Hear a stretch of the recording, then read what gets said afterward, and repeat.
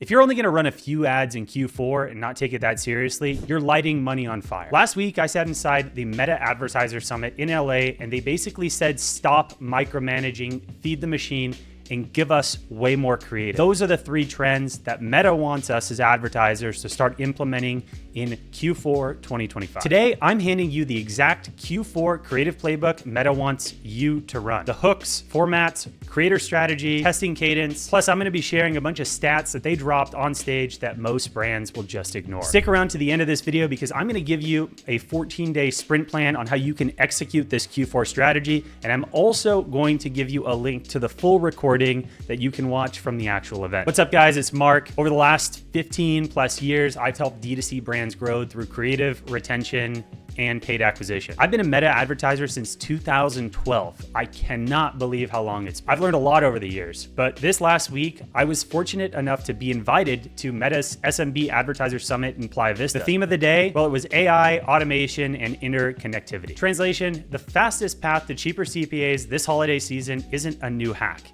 It's creative volume, and it's letting Advantage Plus do its job with the right guardrails. I promise by the end of this video, you're gonna have a creative system for Q4, not some random one-offs. I'm gonna share with you the exact testing sandbox process that Meta is telling us we wanna run if we want ads to actually win and get out of the learning phase. I'm gonna get into the exact creator and partnership ads implementation plan for new audiences, and then again, a 14-day sprint plan and the recording to the actual event. So let's start off by talking about the auction reality check in 2025. Meta's auction doesn't just reward the highest bid, it rewards the total value. And the user value equals how interesting and what type of quality your ad actually is at the end of the day. So yes, media math matters, but creative quality literally changes delivery. So let's start off with the learning phase. You want at least 50 plus conversions per week in an ad set. If you're stuck in learning, your CPA will be volatile. Consolidate, increase budget, and give the algo room. If you have a small budget, there's no sense to be running multiple campaigns in multiple cohorts with a $100 a day budget. You're never gonna get any momentum, and you're never gonna be able to get to the next step. So consolidate things, and if you have limited budget, keep it simple. I think the biggest problem that we see with most small and medium-sized brands in 2025 is there's just a lack of understanding of how the ad exchange works and how the learning phase works. And most brands think, I'll just start off with $50 a day, I'll go to $100 a day, then $150. And unfortunately, we could do that back in 2016, 2017, 2018. But in 2025, the ad game is different. If you want to step up the plate, you need to be feeding conversions. And if you don't have the budget for those conversions, then you can't run a proper funnel. And you need to start off with one simple campaign. Next, we're going to talk about the automation that you should actually use and implement on a weekly basis in your ad account. Meta's pushing Advantage Plus from end to end. Their words, not mine. Automation is how you scale, and your job should be focusing on the strategy and the input. So here's a couple of performance claims from their end. When it came to Advantage Plus sales campaigns, there was a 9% better CPA. On Advantage Plus app campaigns, there was a 7% better CPA. And Advantage Plus leads, there was a 10% better cost per qualified lead. What is this telling us? Let automation in Advantage Plus do the heavy lifting and focus on the other inputs. That's the strategy, that's the creative, and that's the overall goal of your paid acquisition. And when it comes to single step pieces, Advantage Plus placements saw a 5% lower cost per action. Advantage Plus audiences saw a 7.2% lower median cost per result. And Advantage Plus campaign budgets saw a 5% lower cost per result. What are we seeing here? Implementing Advantage Plus and the automation that it can run in your ad account is going to produce better results. But at the same time, here's a couple guardrails that you want to keep. You want to make sure to exclude existing customers. If you're running top of funnel, you want to make sure that you're uploading that PII, emails, phone numbers, anything that you have that's relatable back to your customer. You want to be pushing that back in, creating custom audiences, and excluding those customers from those specific campaigns. Next, you want to set minimum ad set spend so new creative actually gets delivered. And lastly, you want to pass values via pixel and CAPI so value optimization and ROAS logic actually works. Bottom line, turn it on, set the rails, and let it work. Now let's get into the fun stuff. It's Q4 creative. What you can do to optimize your campaigns with creative in Q4. Meta basically said, stop starving the machine. What Meta wants to see is 20 assets per campaign in the guidance. At a minimum, 5+ ad creatives per ad set. They want a mix of reels, UGC, static, reviews, promos. They want you to focus on vertical, 9x16 first, and they want sound on. So when it comes to the static playbook for Q4, here's the 3 pillars you want to follow. We're going to talk about holiday headlines, on image text, not just post copy. you want to start off with urgency. Sale ends tonight, last chance. You want urgency to gamify the copy experience within these ads. Next, you want to have seasonal relevance. Gifts for every dad on your list. Think about where is there a gifting opportunity and how do you tie that into your ad creative. And then you want to have offer clarity. Buy two, get one free, 30% off. You want to make sure that your hero offer is simple and easy for anyone to understand. By the way, no competing offers. Keep things simple. The simpler, the better. If people get confused on what your offer is for the holiday, you're gonna lose them. Next, I wanna talk about overlays. Frames, badges, countdowns, CTA chips. Use overlays in your creative to enhance the overall experience. And then lastly, you wanna reframe to 9:16. Convert 1:1 and 4:5 to vertical. Use Meta's image expansion on mobile editors. And if you have any worry about what your creative is gonna look like, make sure you stay within the safety zone. You wanna make sure in 9:16 that things do not get cut off when they get into different placements. Now I wanna talk about video reel best practices. First off, you wanna hook in the first 3 seconds with copy, visuals, and audio. You wanna build to motivators, discovery, plan savings, self-reward, bargain hunting, gifting. Those are all the themes that we wanna build to motivate someone to actually take the action to buy so we can get those conversions. So here's a few winning story types that you can brief today. The first, sale edit. Create a listicle, 3 on-trend picks under $50. The second is a promo spotlight. Motion over statics with clear % off in each frame. And lastly, we have review UGC creative. Add in green screens with overlays, with creators, personality forward messaging, and end the creative with an offer. And then don't forget, sound is a non-negotiable. Use Meta's free sound collection and holiday playlist if you do not have any royalty-free sound. I'm telling you, Meta's done a lot of research on how reels get consumed. And if someone's swiping through their feed with sound on, which is over 75% of the time, and they get to your ad and there's no sound, what's gonna happen? Someone knows it's an ad, they're gonna toss it and go somewhere else. Meta has licensed a lot of music that you can use in your ads. Take advantage of it. Now we're gonna talk about creators and partnership ads. Meta confirmed what we see in accounts every week. People in frames convert. Video creative with people saw an 81% higher effectiveness than the same type of creative without people. 82% of the people who follow creators purchase from personalized ads. Remember that. People purchase from people.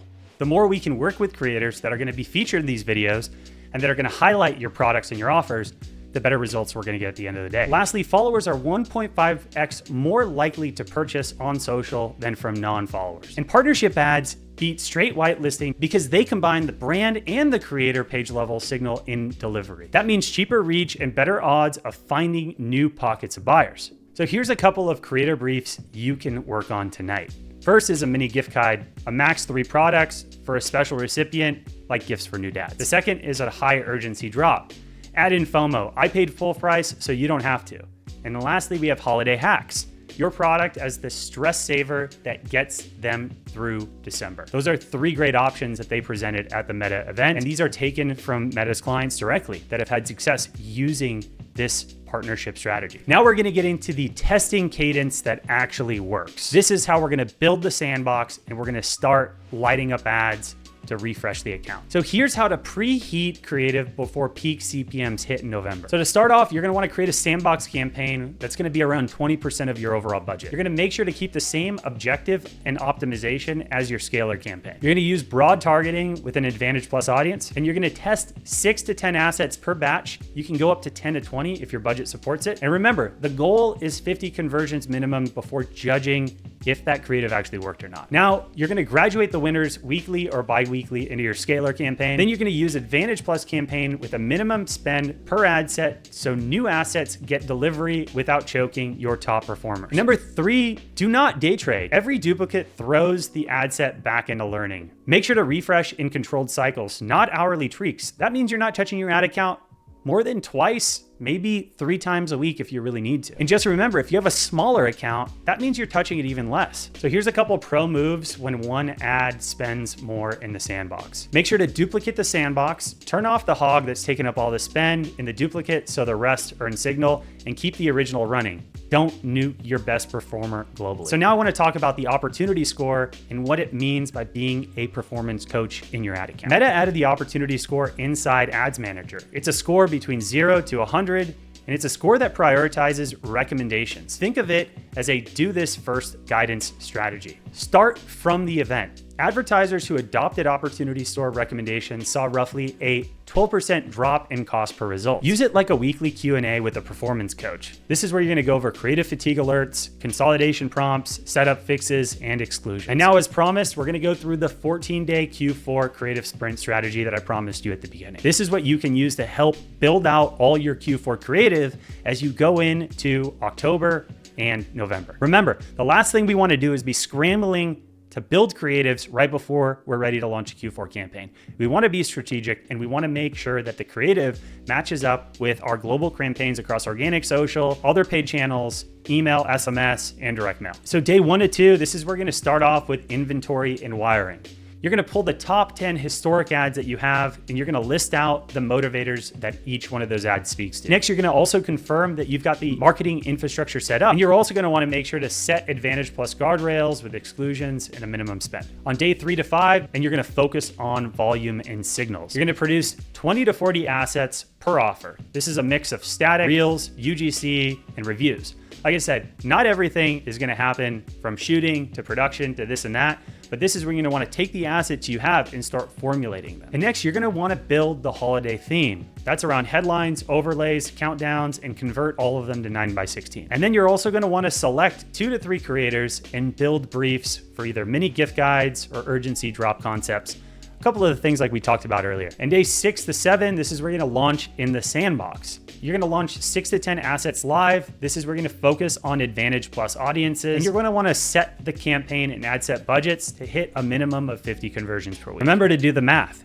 If you're worried about your budget, you're going to want to make sure that you have enough budget to hit those conversions. Day 8 to 10, you're going to want to read and analyze and iterate. Add 4 to 6 new hooks to the same body assets. This is what I like to call hook hacking. And you're going to want to use the opportunity score to address the highest impact fixes. On day 11 through 12, you're going to want to graduate to a scaler. You're going to want to move the 3 to 5 winners into a scaler campaign, Advantage Plus campaign budget with a minimum spend to the new cohort. And then day 13 through 14, this is the creator wave. This is where you're going to want to launch the partnership ads using creator winners, excluding buyers if needed. And you're going to want to prep the sandbox version 2 for these new ads. You're going to want to repeat. Listen, I know all of this is not possible to get done in 14 days. This is more to give you a full roadmap on how you should be implementing your Q4 creative strategy with your whole creative and media buying team and marketing team into the next couple months. So here's the payoff. In Q4, creative is targeting. You won't outbid your competitors, but you'll outcreate them. Run the sprint, feed the machine, let Advantage Plus do what it's built to do while you focus on the strategy and the story. I've added a link to the full Meta Summit recording. I'm also going to drop the 14-day sprint checklist and our holiday headline overlay pack below, so you have access to those resources. If this helped, hit like, subscribe, and tell me what you liked or didn't like in the comments. And if you're also looking for support and you want someone to help run your ads in Q4, there's a link below where you can get in touch with me directly. I would love to take a look at your ad account. So if you want to work with me and you want access to me and my team to do the same things that we do for our clients at Breadloaf, book a call with me directly below. And that's really it, guys. Let's win in Q4. I hope you enjoyed this video. Love you guys, and I'll see you on the next one. Peace.